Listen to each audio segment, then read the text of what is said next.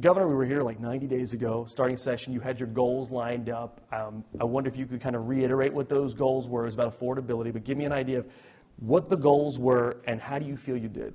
So, yeah, 90 days ago I said, as we're going into this session, I want to make sure that we can make Maryland more affordable. I want to make sure that we can make Maryland more competitive. And I want to make sure that we can protect our people. And I want to do it and make sure we're not raising taxes or fees on the people of Maryland.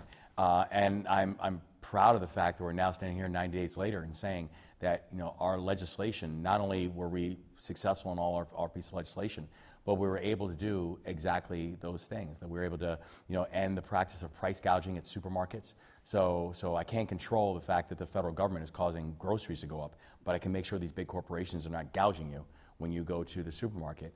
They were able to get energy relief passed, so now the Maryland families are going to get hundreds of dollars of relief, and because we're doing things like streamlining energy projects and actually capping compensation for some of these energy executives that the Maryland people were paying for, and that we're able to do things like making our state more competitive and inviting new businesses like we've seen with AstraZeneca and Samsung Biologics. And so we're really proud of the work that's gotten done, but we are very, very clear. The work is not done, and I will stop at nothing to make sure that we can continue making sure that our state grows. Now, this is like one of those job interview questions, but I have to ask, where do you think you fell short? I think it's difficult to anticipate the type of pace of destruction that we've seen from our federal partners. That in the past year, we've had over 31,000 federal workers fired by Donald Trump and J.D. Vance. Over 40,000 if you include federal adjacent jobs, right? So no state has taken this hit. We are being more impacted by the Trump-Vance administration than any state in the entire country.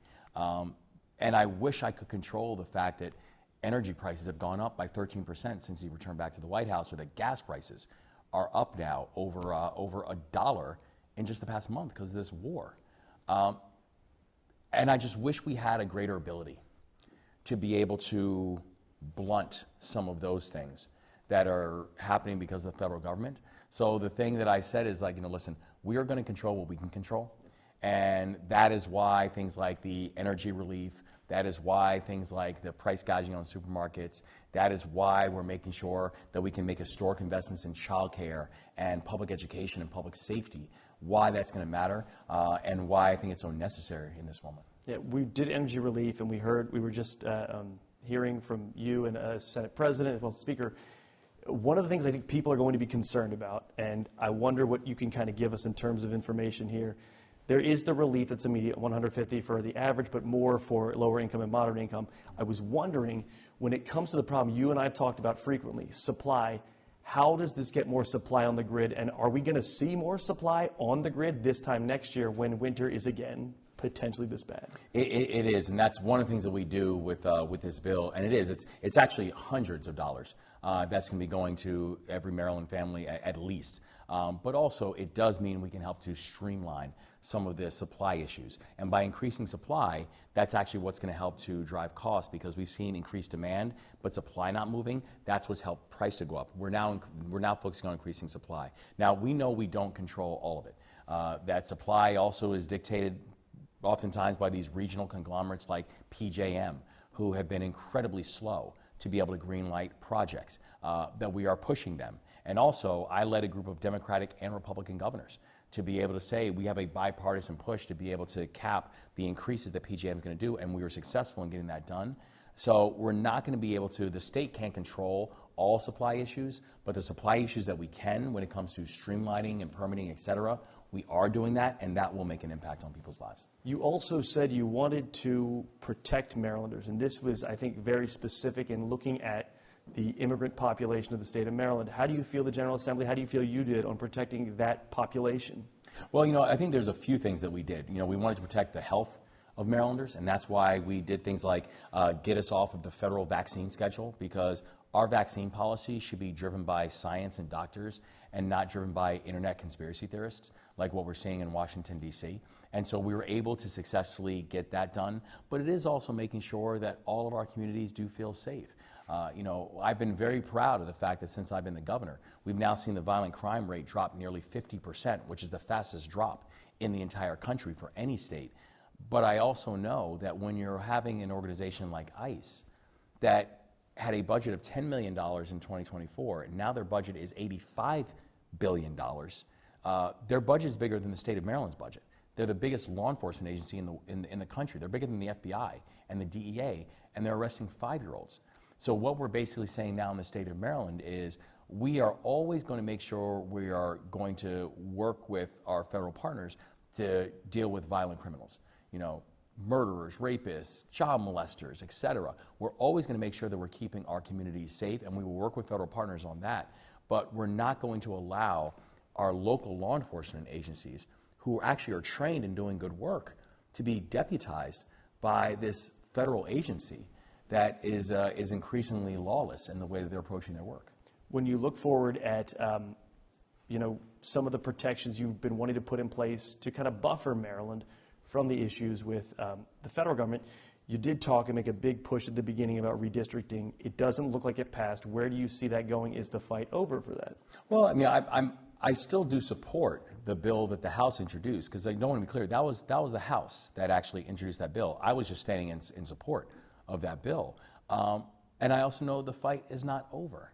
You know, we're still watching this assault on the November elections that are taking place by Donald Trump and his allies. We're seeing it from everything from the assault on mail-in balloting, which we just sued Donald Trump on his executive order. We're seeing it when he's actually picking and choosing which states should do mid-decade redistricting and which ones should not. We're seeing it when he's putting federal agents and saying they should guard ballot boxes. You know, this is an absolute assault that we're seeing on our democracy and our voting laws. We are going to stand up. We are going to defend. And while I had a fundamental disagreement with certain members of the General Assembly on this, the thing we were also still able to get done is make Maryland more affordable, is protect Maryland from the assault we're seeing from the federal government, and also making sure we're making our state more competitive. And so we can have a disagreement, but still know, but then tomorrow we're going to get together to get big things done for the people of our state. We're looking at the campaign season. Re-election is underway. Your campaign is going to be starting, I'm sure, as soon as Sine Die wraps up. I was wondering, Marylanders who are feeling the pinch, and some of them are feeling the pinch from taxes and fee increases last year, and some are feeling the pinch from energy bills. What do you say to them to why you should still be their governor? You know, when I came on board, I said this was an issue that I wanted to be able to address. And since our administration has come on board, you know, we've been able to do things like raise the minimum wage to ensure that people are not working jobs, in some cases multiple jobs, and still living at or below poverty line. That we've been able to give the middle class a tax cut, which I'm very proud of the fact that we've given the middle class a tax cut, and we've asked very wealthy Marylanders to pay a little bit more to be able to make sure that we can have the fastest drop in violent crime anywhere in the United States of America, or have a public school system that you're now seeing increases by 22 states year on year when it comes to reading scores, and the fact that virtually every grade in Maryland is increasing both math and reading scores right now. That we've been able to ensure that we can get people back into the workforce, and where we went from 43rd in the country in unemployment to having, now, since I've been the governor, you know, in just our first 2 years, we saw how there were 100,000 new jobs and over 35,000 new businesses. We've gotten our economy going. And the thing that I want to focus on is we've got more work to do. The momentum is real. The numbers back it up. But we've got more work to do, and especially in this time of this assault from the federal government, I'm really proud of how this state has stepped up and done our job.